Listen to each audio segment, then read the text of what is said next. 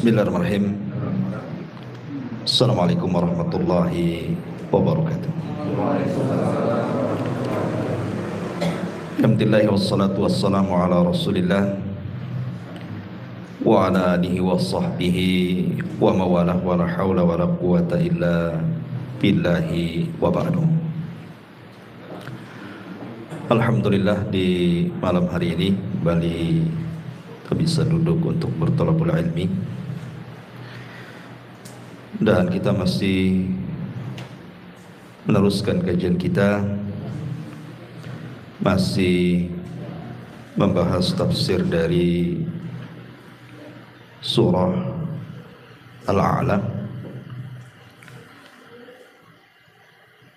Dan kemarin kita sudah membahas ayat fadzakir in nafa'atiz dzikra sayadzakkaru may yakhsha wa yatajannabuhal ashqa alladhi yaslan naral kubra thumma la yamutu fiha wa la yahya.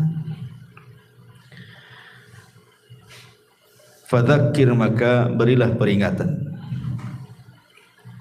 karena terkadang peringatan itu mendatangkan manfaat. Kemarin kita sudah singgung tentang kalimat fadzakir, bahwa kita ini bagaimanapun tetap memerlukan nasihat dan juga mau'idhah serta peringatan dari saudara kita kepada kita. Karena manfaat mendengarkan peringatan itu sangat besar. Masalahnya manusia itu kan terbagi menjadi 4 ketika mendapatkan peringatan, nasihat, wejangan. Pertama, boleh jadi mungkin nasihat dan peringatan itu bermanfaat bagi dirinya, kemudian bermanfaat bagi orang. Setelah dia mendapatkan nasihat, dia sadar, kemudian mengajak orang untuk sadar seperti dia. Kemudian yang kedua, bermanfaat bagi dia.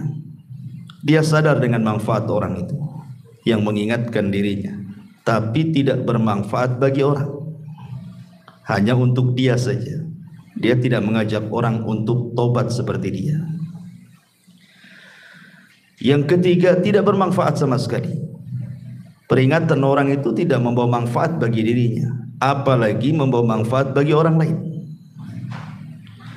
Kemudian yang terakhir, tidak memberi manfaat bagi dirinya.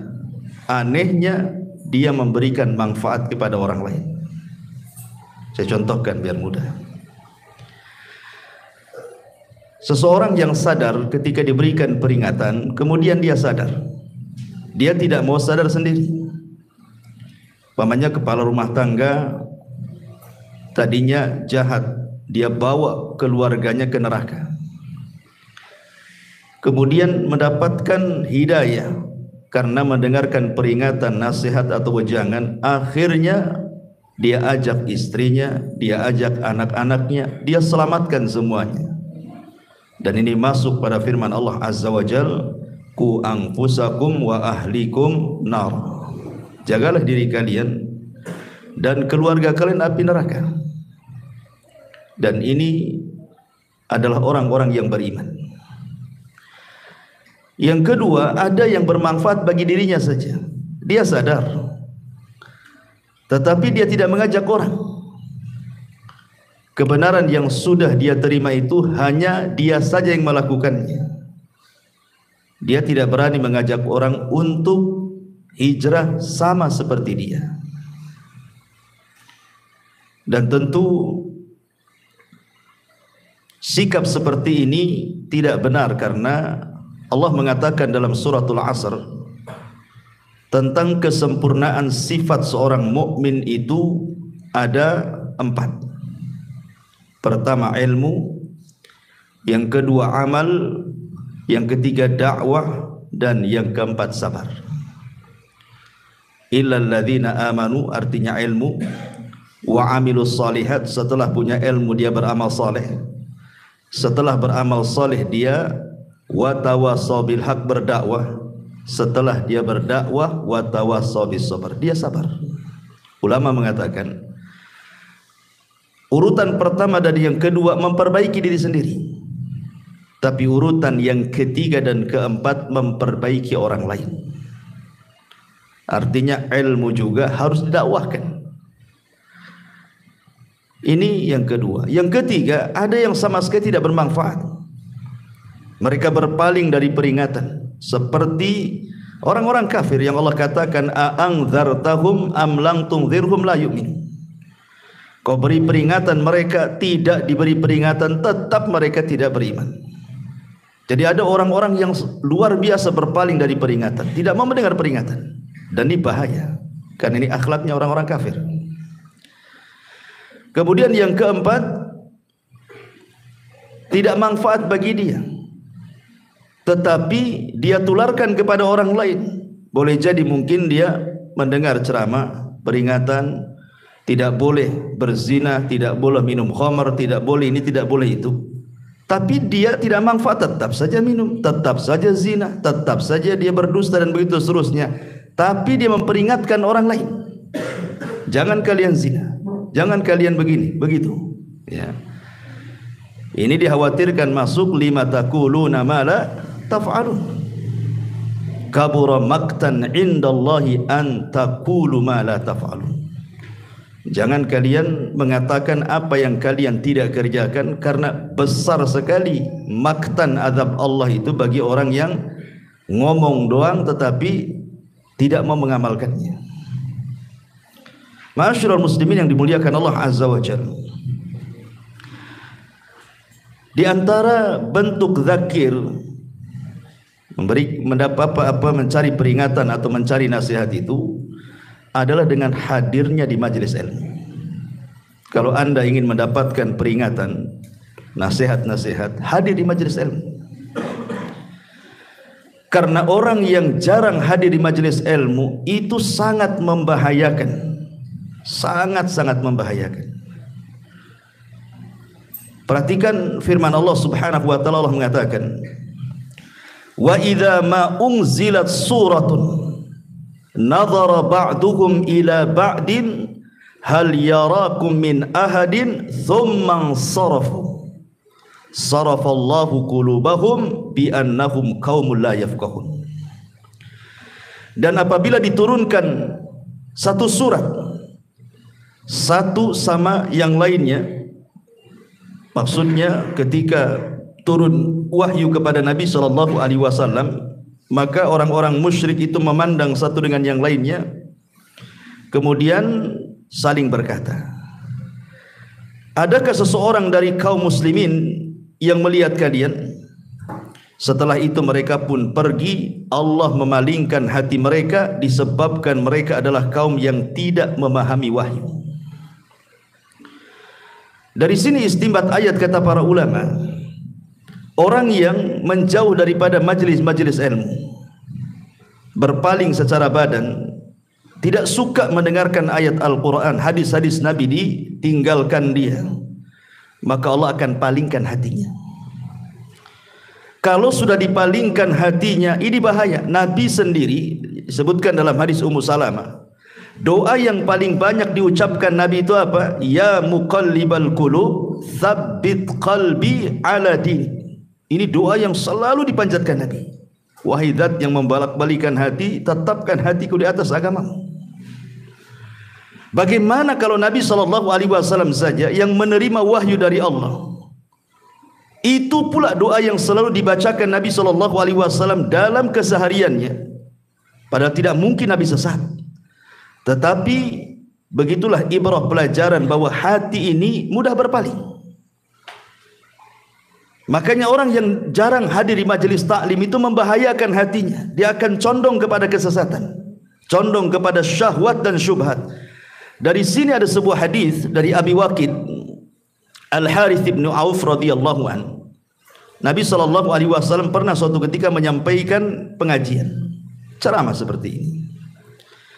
Datanglah 3 orang masuk ke majelis Nabi. Yang satu mendekat kepada Nabi, yang satu menjauh dari Nabi, duduk paling belakang, yang satu pula berpaling, tidak mau hadir, pulang. Setelah kemudian selesai ngaji, Nabi SAW mengatakan kepada para sahabatnya, ala ukhbirukum bin nafari thalatha, maukah kuhabarkan kepada kalian tentang 3 orang yang tadi masuk ke masjid itu.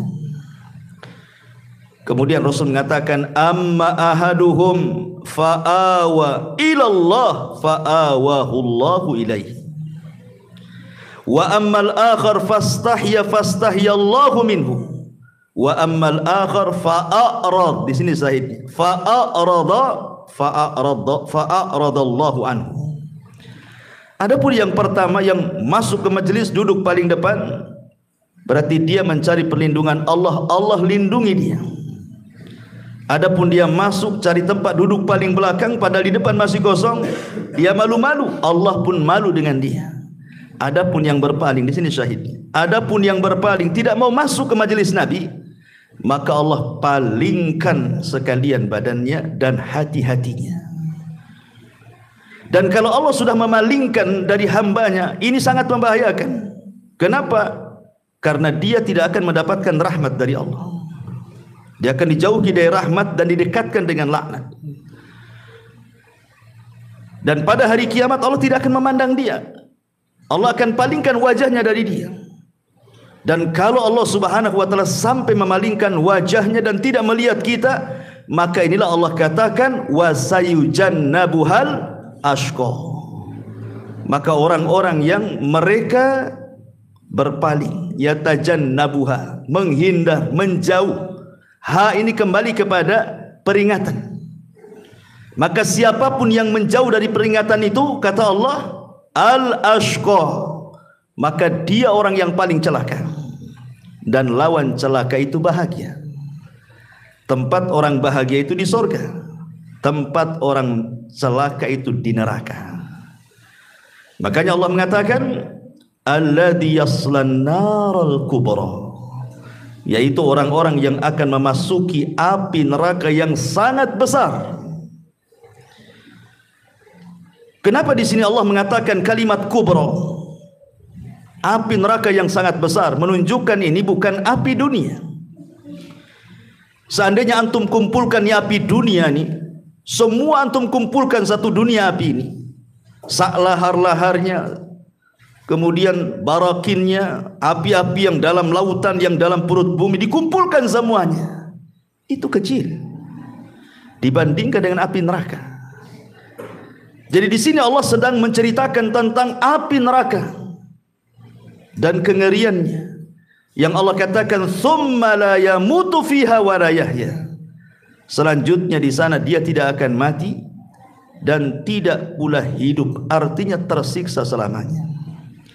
Maka kajian di malam hari ini kita akan fokuskan mengenal neraka. Apa sifat-sifatnya? Bagaimana kengeriannya? Bagaimana azabnya? Apakah setiap mukmin juga ada yang masuk neraka? Apakah orang yang masuk neraka tidak akan keluar dari neraka lagi? Dan begitu seterusnya. Nanti kita akan bentangkan, kita akan kenalan seperti apa neraka itu. Ma'asyiral muslimin yang dimuliakan Allah Subhanahu wa taala. Ahli sunnah wal jamaah meyakini bahwa surga dan neraka itu keduanya sudah dicipta. Dan ini menyelisih keyakinan orang-orang Jahmiyah dan juga orang-orang falasifah ahli kalam, yang sebagian mereka mengatakan bahwa neraka belum tercipta. Bahkan sebagian mereka mengatakan bahwa keduanya tidak kekal.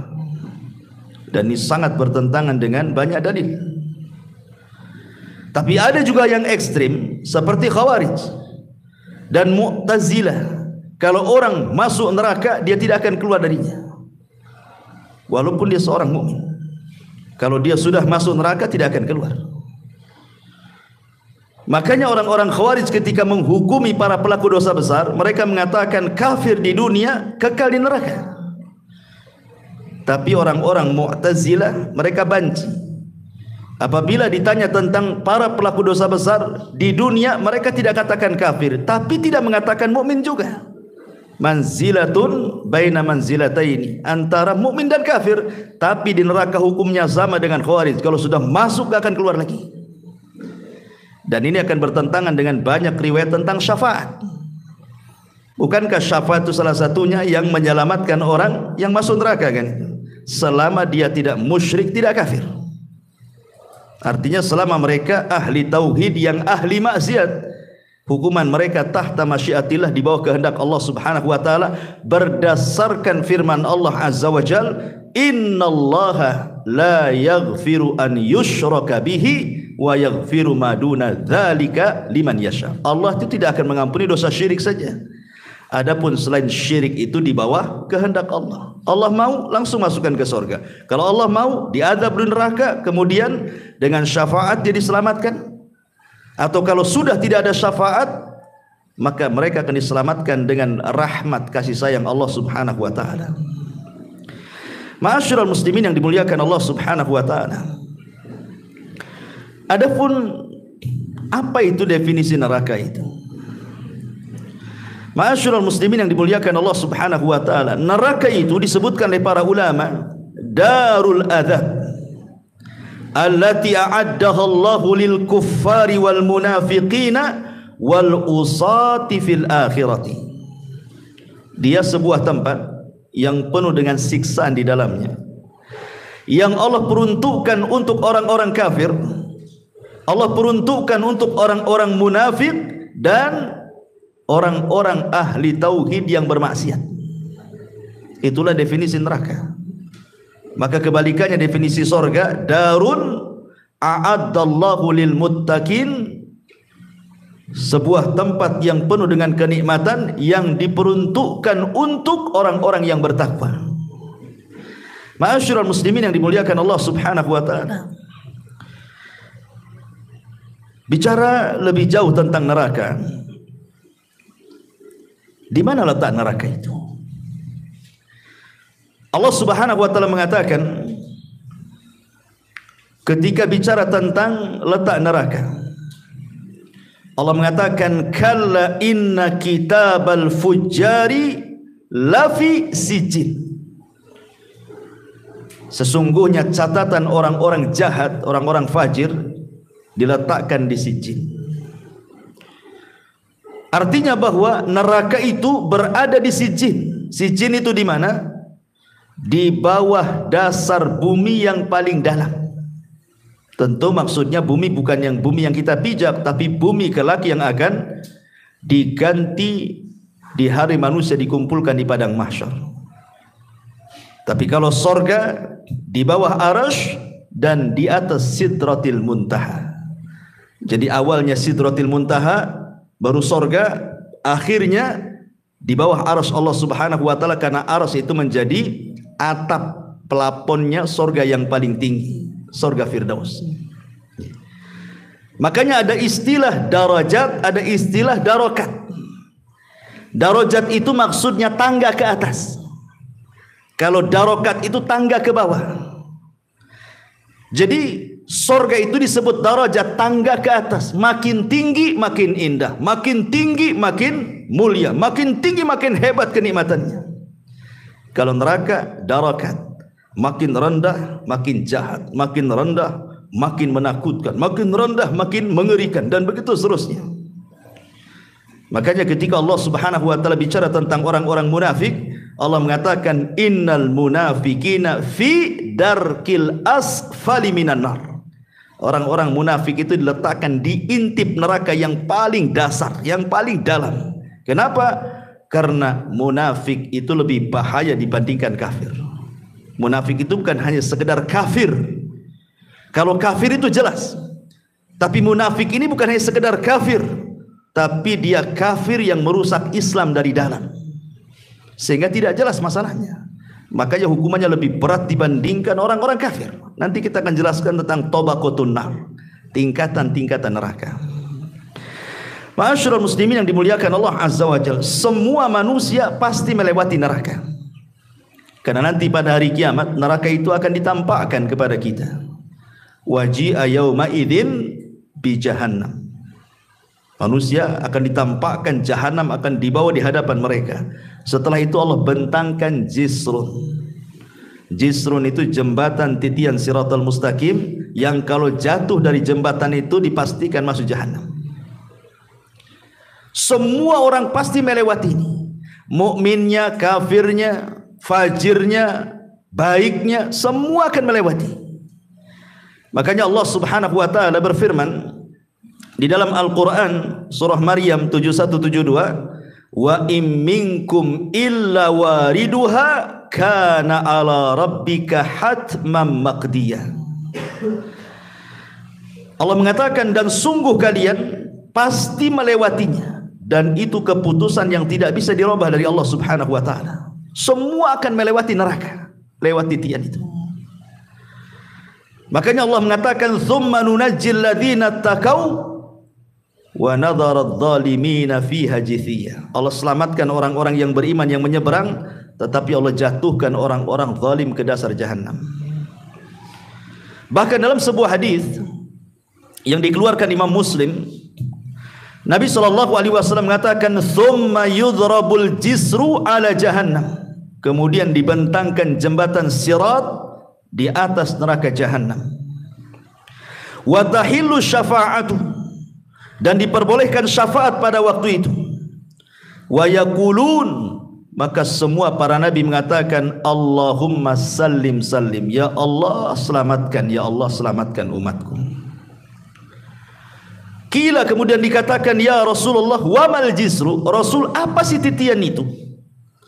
Qala, maka Rasul mengatakan, dakhadun mazillatun fihi khatatifun wa kalalibun wa hasakun takunu bin najdin fiha syaukatu yuqalu laha sa'dan. Ketika Nabi SAW ditanya tentang jembatan itu, maka Rasul menyebutkan sifatnya. Jembatan itulah tempat yang sangat licin, mudah menggelincirkan. Dia memiliki penyambar-penyambar dan kawat-kawat besi yang kokoh, seperti yang ada di Najd yang memiliki kawat-kawat besi yang disebut dengan sa'dan. Jadi ada kawat-kawat bengkok gitu, yang menyambar-nyambar gitu ya di jembatan itu. Kemudian kata Nabi SAW, fayamurrul mu'minuna qatarfil aini wa kalbarki wa karrihi wa kattairi wa ka'ajawidil khayli warrukabi. Kata Nabi SAW, kemudian kaum mukminin yang akan melewati di dalamnya, ada yang melewati dengan sekejap mata, ada yang seperti kilat, ada yang seperti angin, ada yang seperti burung yang terbang, ada juga yang berlari seperti kuda yang sangat kencang, dan ada juga yang seperti orang berkendaraan. Kata Rasul, fanajin musallamun wa makhdusun mursalun wa makhdusun fi nari jahannam. Kata Nabi SAW, adapun muslim yang selamat, ada pula yang disambar besi-besi penyambar lalu dilepas, dan ada pula yang terjerumus ke dalam neraka jahannam. Ma'asyiral muslimin yang dimuliakan Allah Subhanahu wa taala, tentu orang yang pertama melewati adalah Rasul kita, tidak syak lagi, baru umat Islam. Walaupun kita umat yang terakhir, tetapi justru yang pertama kali melewati jembatan itu, dan itu bentuk kemuliaan. Kenapa demikian? Karena usia umat kita ini tak panjang, hisabnya tak lama. Kalau usia umat dulu itu panjang-panjang, maka hisabnya lama, makanya didahulukan umat Islam. Dan ini kemuliaan bagi kita. Ma'asyiral muslimin yang dimuliakan Allah Azza wa Jalla, sebenarnya neraka itu cuma satu secara zatnya, tetapi muta'addidatun fis sifat. Zatnya satu, tetapi sifat-sifatnya berbilang. Makanya neraka itu ada istilah-istilah dalam Al-Quran. Ada namanya istilah al-hawiyah. Apa hawiyah? Hawiyah itu menunjukkan seseorang terjatuh dengan cara terlempar. Itu disebut hawiyah artinya. Sebagaimana Allah mengatakan, fa ummuhu hawiyah Wa ma adraka ma hiya narun hamiyah. Dan tahukah kamu apa itu neraka hawiyah? Ia adalah api yang sangat panas. Artinya ketika dia jatuh itu seolah-olah didorong, dilemparkan. Kemudian juga ada istilah ladha. Makanya Allah mengatakan kalla innaha ladha nazza'atan lisyawa. Dalam surah Al-Ma'arij 15-16 Allah mengatakan ladha. Apa sih ladha itu? Neraka yang apinya menyambar-nyambar, menyala-nyala, itu disebut ladha. Makanya Allah mengatakan sama sekali tidak, karena ia adalah neraka ladha yang akan mengelupaskan kulit kepala mereka. Kemudian juga ada istilah khutamah. Khutamah itu maksudnya melumat bahasa kitanya.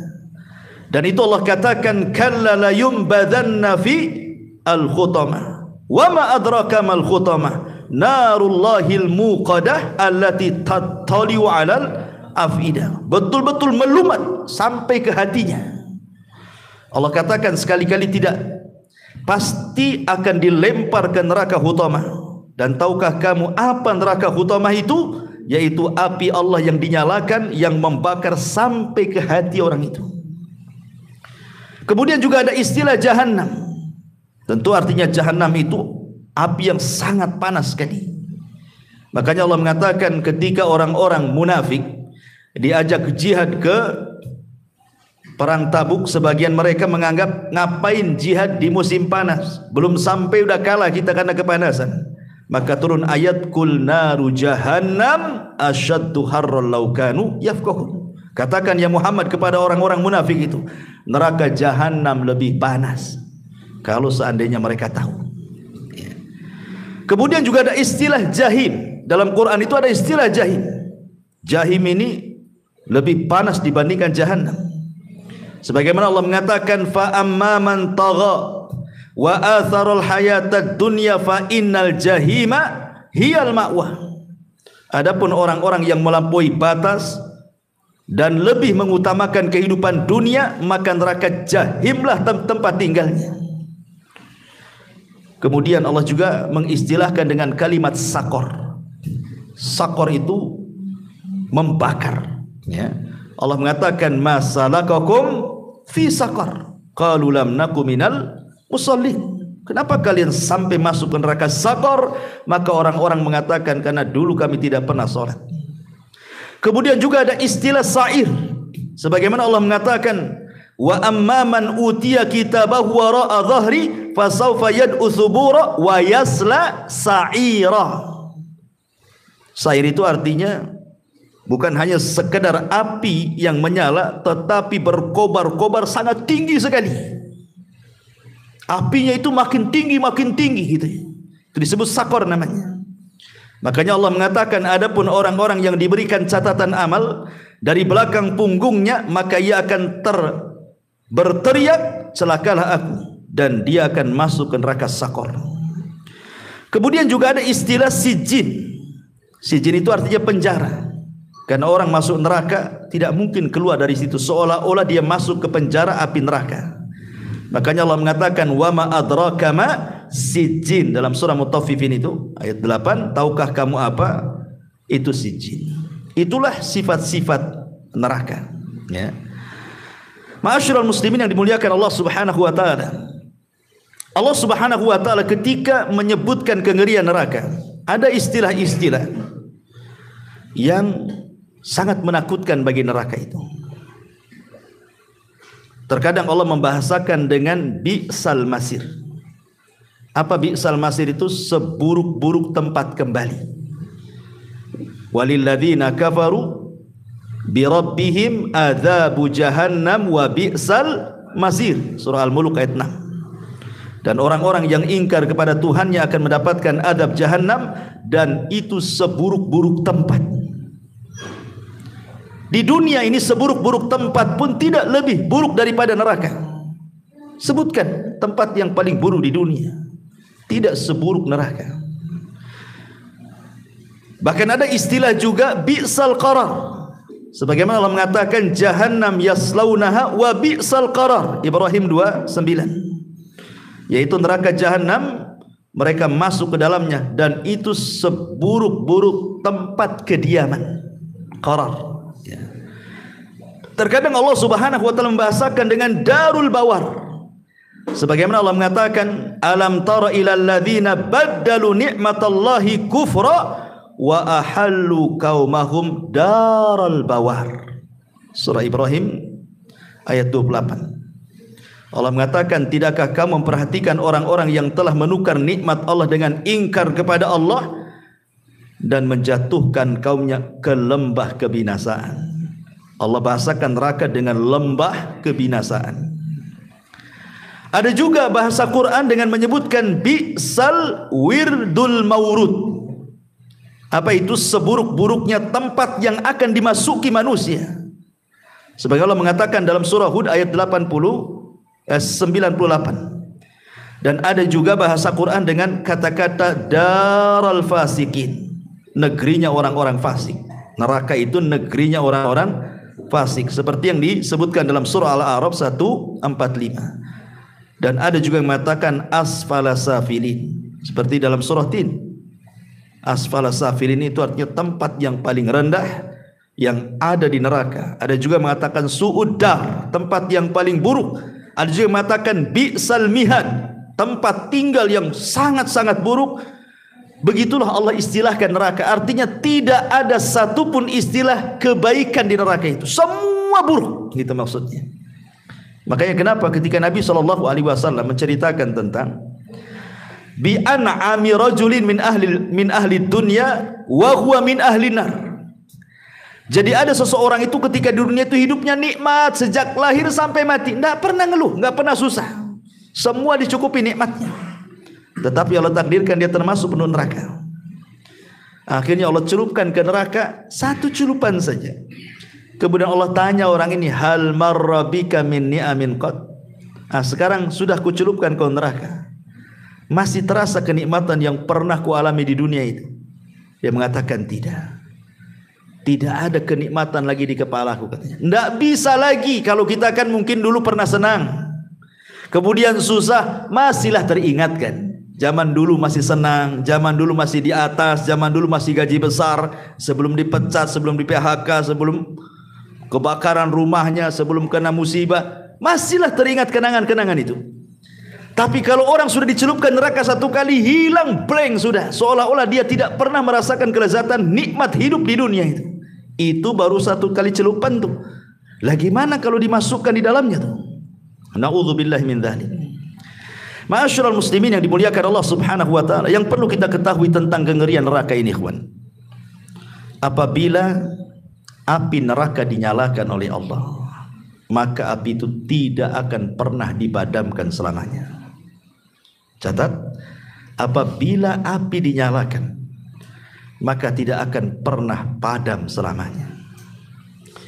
Dan itu Allah katakan dalam surah At-Takwir 12, wa idzal jahimu su'irat, dan apabila neraka mulai dinyalakan. Dan Allah mengatakan dalam surah Al-Isra ayat 97, kullama khabata zidnahum sa'ira, setiap kali neraka kami padamkan, justru kami akan menambah nyala apinya. Makin hari makin bertambah, makin minggu makin bertambah, makin tahun makin bertambah. Sebagaimana surga, nikmatnya makin hari makin bertambah, nikmatnya makin hari makin bertambah. Maka neraka juga sama, semakin hari azabnya semakin bertambah. Na'udzubillah. Dan ingat, neraka itu bisa melihat, neraka itu bisa mendengar, dan neraka itu bisa bicara. Dalam hadis Abi Hurairah radhiyallahu an, Nabi SAW bersabda, yakhruju unuqun minan nar yaumal qiyamah, lahu aynani yubsiru bihima, wa udhunani yasma'u bihima, wa lisanun yantiqu bihi, fayaqulu ila wukilta bi thalathatin, inni wukiltu bi thalathatin, bi kulli jabbarin anid, wa bi kulli man idda'a ma Allahi ilahan akhar, wal musawwirin. Kata Nabi SAW dari hadis Abu Hurairah radhiyallahu an, akan keluar leher neraka pada hari kiamat.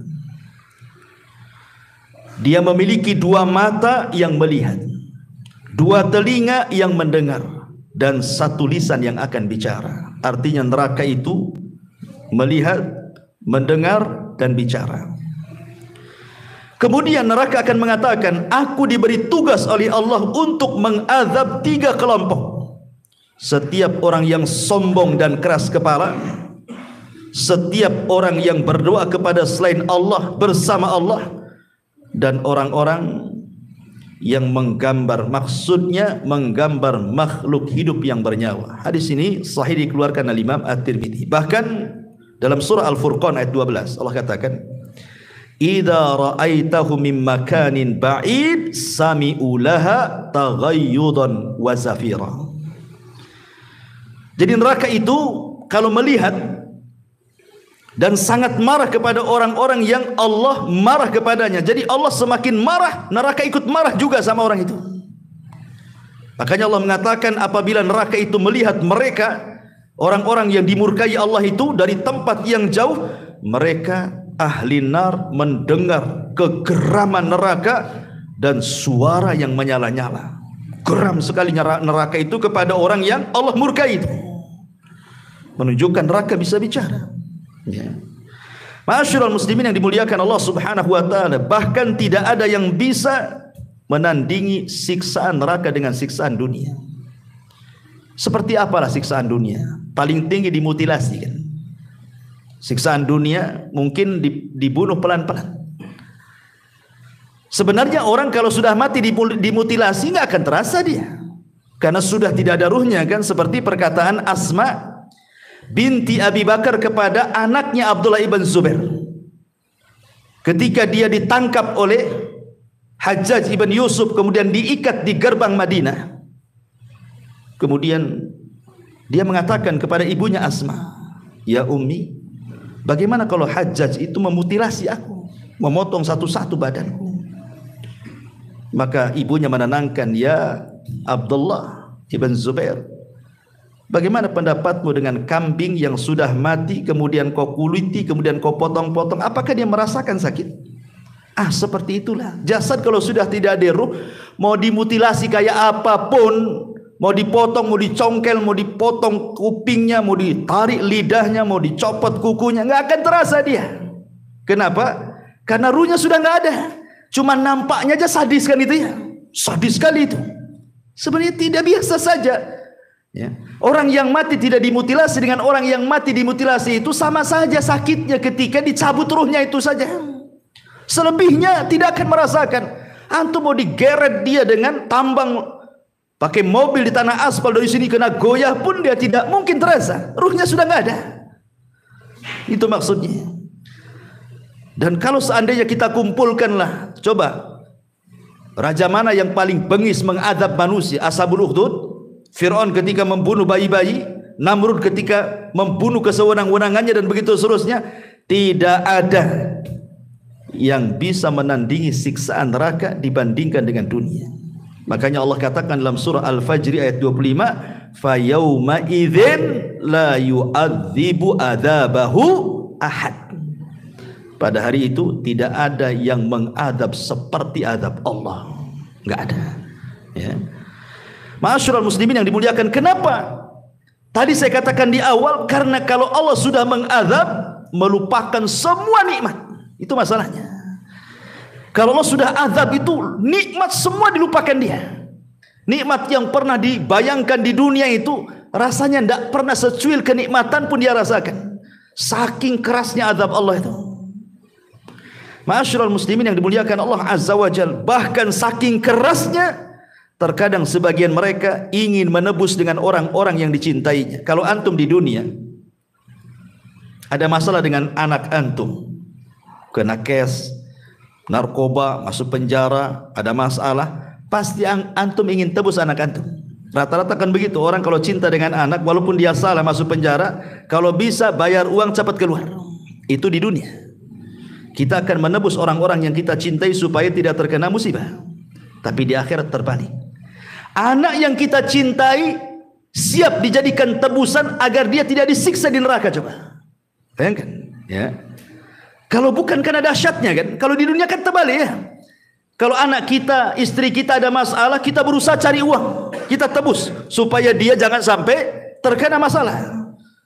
Seperti yang dilakukan Zainab ketika suaminya menjadi tawanan Nabi SAW. Zainab sangat mencintai Abil As ibn Rabi, padahal Abil As itu masih kafir, tapi dia ingin menebusnya karena cintanya Zainab kepada Abil As.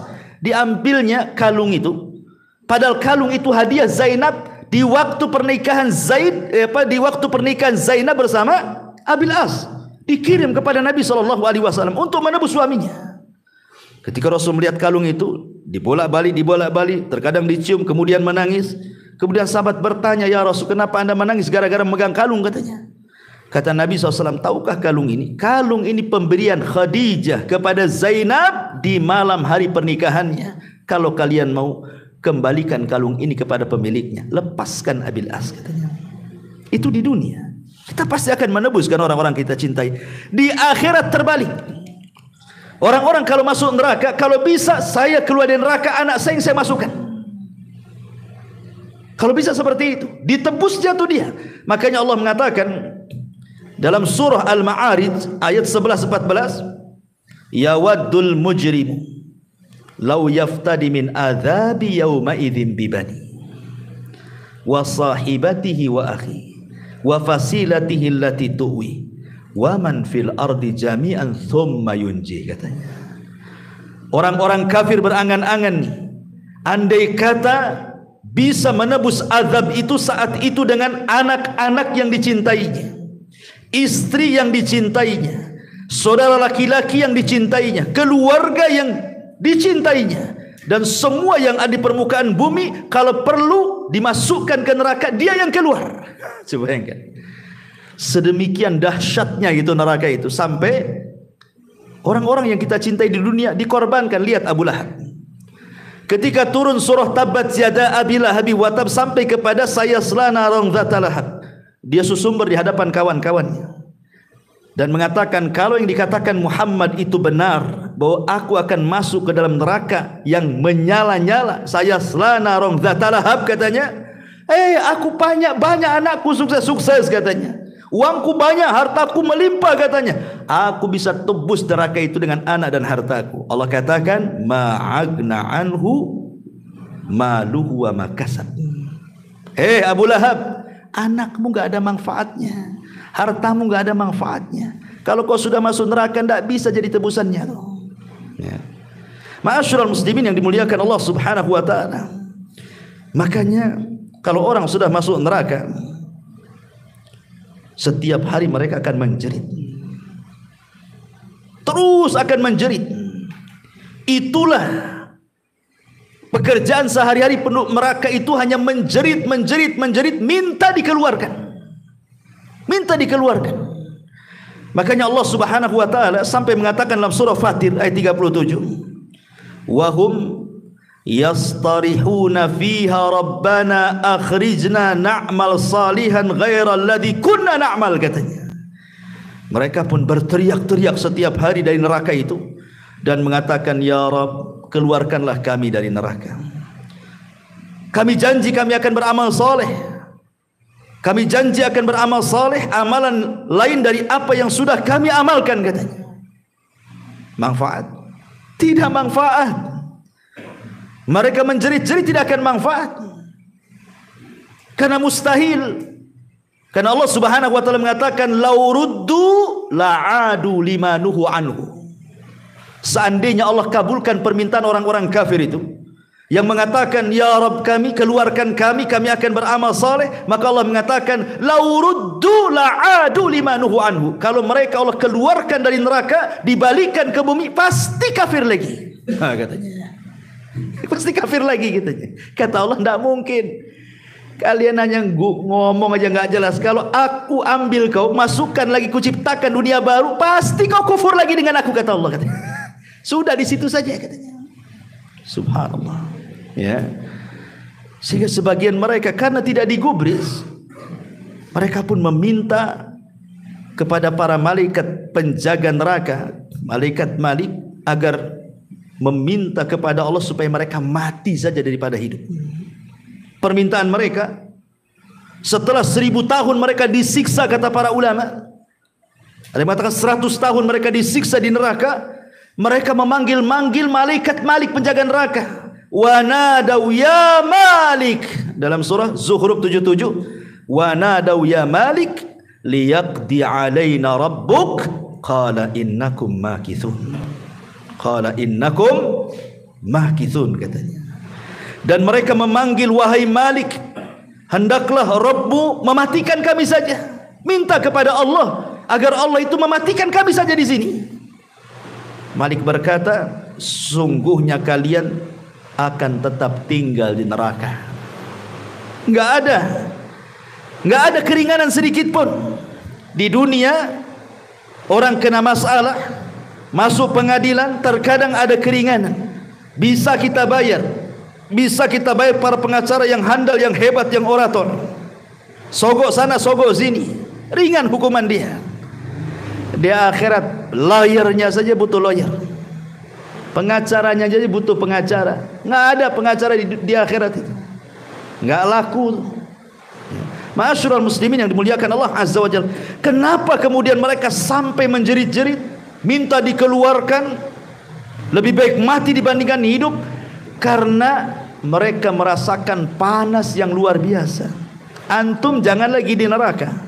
Antum saya kurung di satu ruangan, atasnya pakai seng, pakai asbes, gitu kan? Jangan ada kipas, jangan ada AC. Sehari saja di situ, kayak di sauna antum. Wah, ada sibuk antum kedua. Padahal cuman nggak ada AC, nggak ada kipas, nggak ada angin ventilasi, pengap di situ kan. Kita udah kesusah tuh.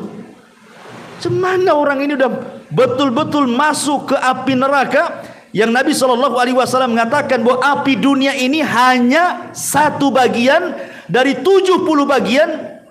Dalam riwayat yang lain 100 bagian api neraka. Itu saja kalau dinyalakan di dunia sudah terbakar satu dunia ini. Bagaimana kalau yang digabungkan 70-nya atau yang 100-nya itu, seperti apa panasnya itu? Ma'asyiral muslimin yang dimuliakan Allah Azza, makanya Allah mengatakan narun hamiyah, api yang sangat panas, api yang dipanaskan. Cukup tidak? Wa ashabus shimal, ma ashabus shimal fi samumin wa hamimin wa dhillum min yahmum, wa dhillun min yahmum. Apa kata Allah? Dan golongan kiri, siapakah golongan kiri itu? Dalam siksaan angin yang amat panas dan air yang amat mendidih dan naungan asap yang sangat hitam tebal. 3. Allah katakan angin. Jadi sudah panas. Biasanya kalau kita panas, anggaplah kita berdiri di tengah sawah, panas nih, terik matahari. Adalah angin yang mengurangi rasa panas, ya kan? Ada angin yang mengurangi rasa panas. Ini angin yang datang bukan mengurangi rasa panas, makin panas lagi.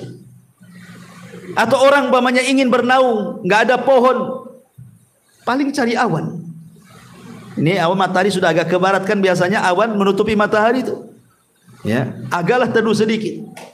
Rupanya bukan awan, asap pula membawa panas dari atas. Subhanallah. Udah asap di atas bawa panas, angin pula bawa panas, dia pula di neraka yang panas. Seperti apa itu? Ya wajarlah orang itu menjerit-jerit. Ya. Ma'asyiral muslimin yang dimuliakan Allah Subhanahu wa taala. Bahkan saking panasnya neraka itu, sampai ke bumi panasnya. Panasnya neraka itu loh sampai ke bumi. Makanya kenapa Nabi SAW melarang kita untuk sholat ketika matahari di atas kepala. Apa kata Rasulullah? Abridu bidzuhri, abridu bidzuhri, fa inna syiddatal harri min faihi jahannam, kata Rasul. Teduhkanlah, dinginkanlah pelaksanaan sholat duhur, biar dia tergelincir dulu matahari itu ke barat, agak teduh sedikit. Kenapa? Karena panas yang sangat terik di matahari di atas kepala itu adalah panas neraka jahanam yang dihembuskan ke dunia. Lihat, saking panasnya sampai kita rasakan ke dunia. Padahal jarak neraka dengan surga itu tak berantah. Ma'asyiral muslimin yang dimuliakan Allah Subhanahu wa taala, masalahnya neraka itu tidak semua panas. Ada juga yang dingin. Jangan salah. Tapi kalau sudah dingin bersangatan, siapa yang tahan kan? Coba antum 1 minggu di kulkas, apa enggak jadi es tuk-tuk? Subhanallah ya. Makanya Allah mengatakan, la yadzuquna fiha bardan wala syaraban illa hamiman wa ghassaqa. Mereka tidak merasakan kesejukan di dalamnya dan tidak pula mendapatkan minuman selain air minum yang mendidih dan air yang sangat dingin. Ghassak ini, kata para ulama tafsir mengatakan, dia adalah air nanah penduduk neraka yang sangat dingin. Kalau diminum itu membekukan semua badan, mematikan semua urat, mematikan jantung, semuanya mati. Dan kita saja ya, kalau punya penyakit gusi, minum, ambil es saja sedikit kan, mana rasanya? Nggak mau orang lagi. Sampai banyaklah iklan-iklan pasta gigi itu, kalau pakai ini nggak apa-apa, es dikunyah pun nggak apa-apa kan. Kita coba tetap juga sakit. Rupanya iklan saja. Masyaallah muslimin yang dimuliakan Allah Azza wa Jalla. Lihat hadis Nabi SAW mengatakan, ishtakatin nar ila rabbiha faqalat rabbi akalani ba'di ba'dan fa'adina laha binafasaini, nafasin fis syita wa nafasin fis sayfi, fa ashaddu ma tajiduna minal har wa ashaddu ma tajiduna minal zamharir. Neraka mengadu kepada Rabb. Neraka kan sudah saya katakan dia bisa bicara, dia mengadu tuh neraka itu sama Allah. Ya Rabb, sebagian kami memakan sebagian yang lain. Neraka yang dingin memakan neraka yang panas, neraka yang panas memakan yang dingin. Ya, bergaduh tuh dua neraka. Maka kemudian Allah berfirman kepada neraka, jika demikian maka engkau akan dapat bernafas 2 kali.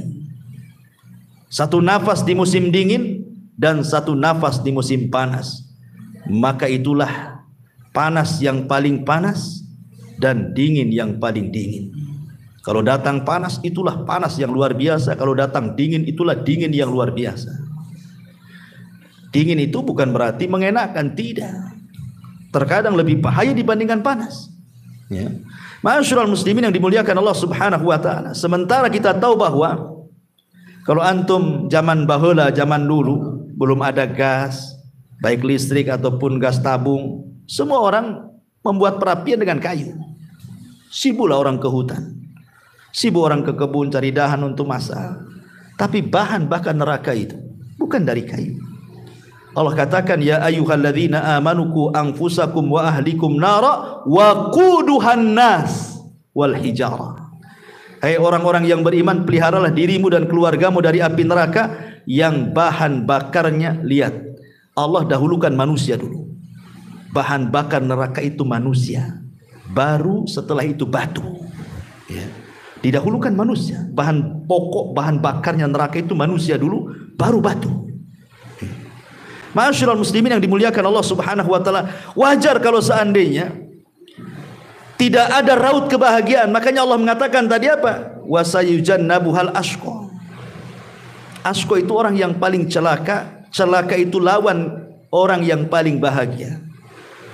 Sehingga tidak ada penduduk neraka itu senyum, apalagi tertawa, apalagi bercanda, enggak ada. Penduduk neraka itu hanya bisa menangis dan menangis. Perhatikan Allah mengatakan dalam surah Al-Anbiya 100, lahum fiha zafirun wa hum fiha la yasma'un. Mereka merintih, menangis dalam api neraka dan mereka di dalamnya tidak bisa mendengar. Subhanallah, dihilangkan pendengarannya. Dari Abdullah ibn Qais radhiyallahu an, Nabi SAW bersabda, inna ahlan nar la yabkuna fin nar hatta law ujriyatis sufun fi dumuihim lajara thumma innahum la yabkuna dama ba'da dumu'i wa bimithli ma hum fihi. Subhanallah. Sesungguhnya penduduk neraka itu akan menangis di neraka seandainya perahu itu dijalankan di genangan air mata penduduk neraka, niscaya perahu itu akan berjalan di atasnya. Ketika mereka sudah tidak ada lagi air mata yang dikeluarkan, maka mereka akan menangis dengan tangisan darah sebagai ganti air mata mereka, karena sudah habis tangisannya, sehingga darah yang keluar, naudzubillah. Ya. Dan mereka setiap hari melolong, ikhwan. Setiap hari menjerit, setiap hari melolong. Sampai-sampai Abu Umamah Al-Bahili radhiyallahu an, dia mengatakan, aku mendengar Rasul bersabda. Jadi suatu ketika Rasul itu dibawa oleh dua malaikat ke atas, tinggi dalam tidurnya itu. Dalam mimpinya dibawa dua malaikat, kemudian naik ke atas gunung. Sesampainya di atas gunung, kata Nabi SAW, idza bi aswatin syadidatin, tiba-tiba aku mendengar lolongan-lolongan orang yang menjerit kesakitan, kata Rasul. Kemudian Rasul mengatakan, mahadil aswat, suara lolongan apa ini wahai malaikat? Qalu, maka malaikat ini mengatakan, hada ghawa'u ahlin nar, ini adalah lolongan-lolongan penduduk neraka. Subhanallah, ya. Ma'asyiral muslimin, wajar kalau seandainya Nabi SAW ketika dimi'rajkan ke langit kemudian diperlihatkan neraka. Kemudian Rasul menceritakan di hadapan para sahabatnya sampai mengatakan, kata Rasul, walladzi nafsu Muhammadin biyadi, demi yang jiwa Muhammad di tangannya, law ra'aitum ma ra'aitu labakaitum katsiran wa la dhahiktum qalila. Kalau kalian tahu apa yang kulihat, pasti kalian sedikit tertawa dan banyak menangis. Kemudian ditanya Rasul, kau melihat apa? Maka Rasul mengatakan, ra'aitul jannata wan nar, karena telah diperlihatkan kepadaku sorga dan kengerian neraka. Subhanallah, ya. Ma'asyiral muslimin yang dimuliakan Allah Azza wa Jalla, di dunia terkadang kita takut dengan beberapa binatang, kan? Kecuali mungkin pawang, itu kan sedikit pawang binatang juga. Pamannya tiba-tiba di rumah kita ada ular. Orang kalau takut ular, padahal ular itu tidak berbisa sebenarnya. Anggaplah ular hijau, ular apa gitu yang suka dimainin orang desa gitu ya. Tapi kalau orang takut ular, menjerit-jerit ya. Apalagi ular kobra, kan? Apalagi ular yang lebih daripada itu, apalagi ular sawah yang gede, kan begitu ya. Tentu kita akan takut. Atau mungkin tiba-tiba di kamar kita itu penuh dengan kalajengking. Saya kira antum akan lari. Rupanya penduduk neraka juga akan diberikan ular dan kalajengking neraka. Bukan ular dunia, ular neraka, kalajengking neraka. Nabi SAW mengatakan dalam sebuah hadis yang dikeluarkan Imam Baihaqi dan disebutkan sahih oleh Syekh Nasiruddin Albani dalam kitabnya As-Sahihah. Rasul mengatakan bahwa jika ular di neraka menyengat satu gigitan, akan menyebabkan panas demam selama 40 musim. Ya, kalau antum digigit ular neraka satu kali gigitan, maka demamnya 40 musim, artinya 40 tahun baru sembuh tuh dari demamnya. Demikian juga kalajengking neraka apabila menggigit satu gigitan, maka menyebabkan panasnya sama selama 40 musim. Coba bayangkan, tersiksa ya. Kalau mati sekalian selesai kan enak, tapi ini tersiksa 40 tahun gara-gara menahan sakit gigitan ular dan kalajengking itu. Dan itu di mana-mana ular dan kalajengking neraka itu. Ma'asyiral muslimin yang dimuliakan Allah Azza wa Jalla. Dan kalau kita lihat azab yang paling rendah saja sudah ngeri sebenarnya. Siapa azab yang paling rendah neraka itu? Abu Talib. Ketika Abbas berdua bersama Rasul mengingat jasa-jasa Abu Talib, tetapi kan Abu Talib berarti kafir masalahnya. Jadi Nabi mengatakan, Abbas mengatakan, ya Rasulullah, apakah manfaat itu perjuangan Abu Talib untukmu, katanya. Maka Nabi SAW mengatakan, ya, tadinya Abu Talib itu harusnya digulung di ombak neraka, tapi ku mohon kepada Allah agar diletakkan di sendal neraka. Dari sini Rasul mengatakan inna ahwana ahlin nari adzaban lahu na'lan wasyirakan min narin yagli minhuma dimaguhu kama yaglil mirjalu ma yara anna ahadan asyaddu minhu adzaban wa annahu la ahwanuhum adzaba. Penduduk neraka yang paling ringan siksanya adalah seseorang yang diletakkan memakai 2 sandal neraka yang memiliki 2 tali, kemudian otaknya mendidih karena panasnya sebagaimana mendidihnya air yang ada di kuali saat antum merebusnya. Orang tersebut merasa inilah siksaan yang paling berat, tetapi itulah siksaan yang paling ringan. Jadi siksaan paling ringan saja sudah dianggap siksaan yang paling berat gitu ya. Gimana yang lebih berat lagi? Oh, yang paling ringan saja yang merasakannya itu sudah paling berat kali itu azabnya. Subhanallah. Jadi wajar kalau seandainya neraka itu luar biasa, belum lagi kedalamannya. Neraka itu dalam sekali. Makanya hadis Abi Hurairah radhiyallahu anhu, suatu ketika Rasul pernah berkumpul bersama para sahabat itu mendengar ledakan, dentuman, dum gitu ya. Rasul ngomong sama sahabat, kalian tahu dentuman apa ini katanya? Wajibah ini dalam bahasa Arabnya, dalam bahasa kita dentuman. Sahabat mengatakan Allah wa Rasulullah alam, kami tidak tahu wahai Rasul. Apa kata Rasul? Hada hajarun rumiyah bihi fi nari jahannam mundu sab'ina kharifan fahuwa yahwi fin nari ilal an hatta intaha ila qa'riha. Itu batu segede unta kata Rasul, yang dijatuhkan dari titian kemudian jatuh sampai ke neraka jahanam, baru sampai di dasarnya 70 tahun lamanya. Bayangkan kalau orang jatuh dari titian itu, berarti 70 tahun melayang baru sampai di jahanam tuh. Saking dalamnya lembah itu. Antum jangan cerita, antum jatuh dari atap saja 3 meter. Sakitnya luar biasa. Ini 70 tahun baru sampai di jahanam, gimana ceritanya? Ya. Masyarul muslimin, dan orang yang masuk neraka itu banyak. Sampai-sampai dalam sebuah hadis Adam pernah dipanggil oleh Allah Subhanahu wa taala. Kemudian Allah mengatakan kepada Adam, "Ya Adam, akhrij bi'tsan nar." Adam, keluarkan dari turunanmu yang pantas masuk neraka katanya. Kemudian Adam mengatakan, "Wa ma ba'tsun nar?" Apa yang dimaksud dari umatku utusan-utusan yang akan masuk ke neraka itu ya Rabb? Qala, maka Allah mengatakan, "Min kulli alfin tis'umi'atin wa tis'atun wa tis'ina." Dari 1000 manusia keluarkan 999, masukkan ke neraka dari turunanmu, 1 masukkan ke surga. Subhanallah. Bandingan orang masuk surga dengan neraka itu 999, yang 1 masuk surga.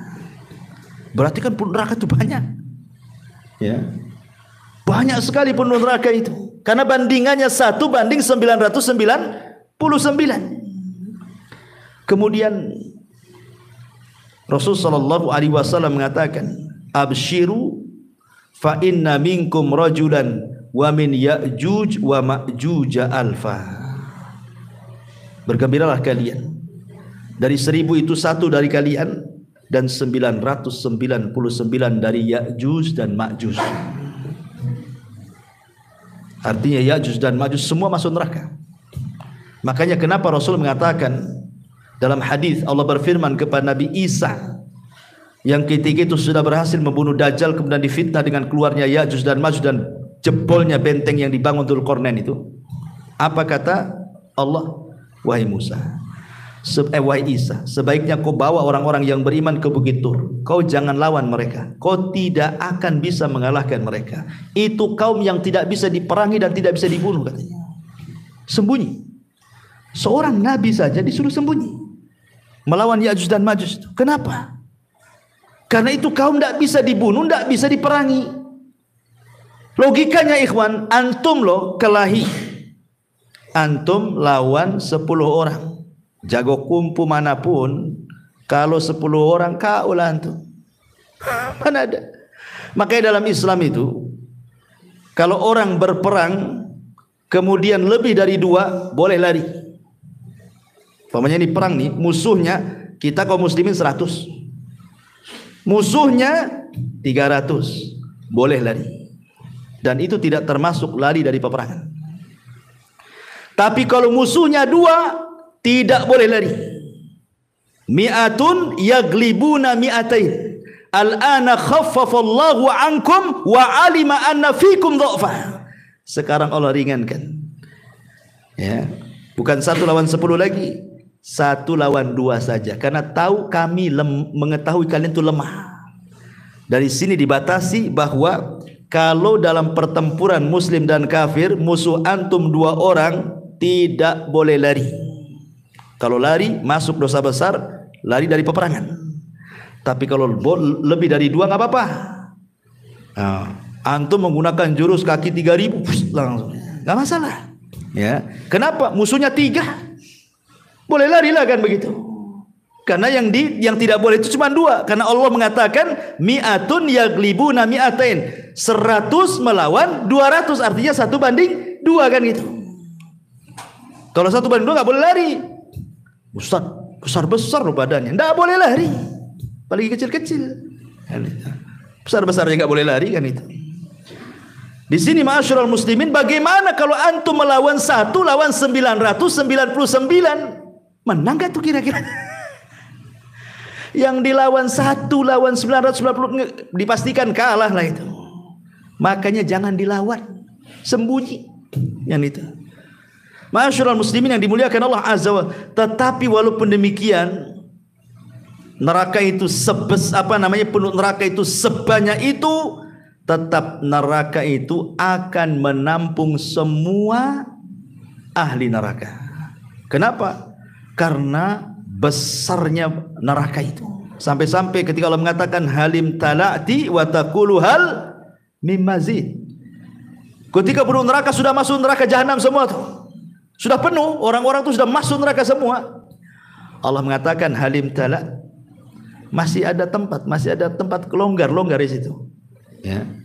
Untuk 2 orang 3 orang lah masuk di situ. Apa kata jahanam? Hal mim mazid. Ya, ada tambahan. Masukkan saja ya Rabb katanya. Masukkan saja. Padahal penuh neraka itu subhanallah, badan mereka itu dibesarkan oleh Allah. Jadi badan mereka itu bukan seperti penduduk sorga. Kalau penduduk sorga itu badannya seperti siapa? Nabiullah Adam kan. Ya, Nabiullah Adam alaihi salatu wassalam 30 hasta, artinya 30 meter kan. Tapi penuh neraka itu besar sekali, gigi gerhamnya saja segede gunung Uhud. Gimana mulutnya, gimana kepalanya, gimana badannya, ya, besar sekali. Tapi badan sebesar itu gitu ya, dari sejak zaman Adam sampai yang terakhir mati, berapa jiwa manusia, miliar triliun jiwa tuh yang masuk neraka itu. Ketika Allah mengatakan halim tala'ti, sudah penuh wahai jahanam, kata jahanam hal mim mazid, masih ada tambahan ya, masukkan saja katanya. Ya, ya. Besar, bagaimana tidak besar? Rasul mengatakan ketika jahanam itu digeret, memiliki tali kekang berapa? 70.000 talinya tuh. Setiap satu tali kekang yang memegang malaikat 70.000 malaikat. Talinya 70.000, setiap satu tali yang menggeret 70.000 malaikat. Berapa miliar malaikat yang menarik jahanam itu? Logikanya, ya kan? Besar sekali jahanam itu.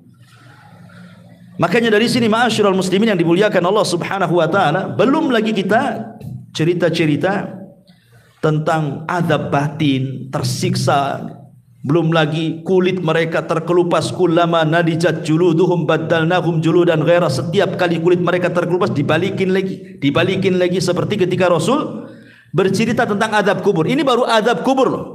Rasul kan pernah bermimpi tentang azab kubur, di mana ada orang yang diterlentangkan, kemudian di sampingnya ada orang berdiri bawa batu, kemudian batu dihantamkan ke kepalanya sampai hancur. Kemudian orang ini pergi cari batu lagi, setelah kembali kepalanya balik lagi. dihantam lagi, hancur lagi, cari batu lagi, pas balik lagi seperti itu. Subhanallah. Coba, ini baru azab kubur, kata pensyarah, karena hadis dalam Sahih Bukhari, dalam Fathul Bari, ini cerita azab kubur tuh. Gimana cerita azab neraka? Itulah firman Allah surah An-Nisa, kullama nadijat juluduhum baddalnahum juludan ghairaha liyadzuqul adab. Setiap kulit mereka terkelupas, terbakar, mati, balikin lagi ke awal, balikin lagi ke awal. La haula wala quwata illa. Sampai kapan? Ya. Sampai mereka merasakan azab Allah Subhanahu wa taala betul-betul. Tapi ya tergantung orang masuk neraka itu kan. Ada yang boleh jadi mungkin setahun dikeluarkan, 2 tahun dikeluarkan, 100 tahun dikeluarkan, tergantung dosanya. Kalau dia orang mukmin yang bermaksiat kan itu. Tapi jangan pula kemudian ada istilah. Saya pernah dengar seorang artis mengatakan, ya, nggak apa-apa saya masuk neraka biar saya ketemu Lady Gaga, katanya. Subhanallah, ketemu Lady Gaga pula di neraka, katanya. Kok bisa ngomong begitu? Dia kira satu hari neraka itu kayak apa? Dicelupkan sedikit saja itu sudah hilang nikmat dia di dunia itu. Na'udzubillah, kok bisa ngomong begitu? Jadi candaan kan? Kurang ajar mulutnya orang ini. Ya, perlu disobek nggak? Ya. Ma'asyiral muslimin yang dimuliakan Allah Azza wa Jal, dan banyak lagi pembahasan neraka ini. Pertama, suara sudah soak gitu. Yang kedua, hujan juga. Mungkin kita, dan yang lebih pas sudah 9:30. Itu ya. Mungkin ini saja yang bisa sampaikan. Mudah-mudahan sebagai pengetahuan tentang apa itu neraka dan kengerian. Subhanakallah bihamdika asyhadu an la ilaha illa anta astaghfiruka wa atubu ilaik. Allahu ta'ala alam. Assalamualaikum warahmatullahi wabarakatuh.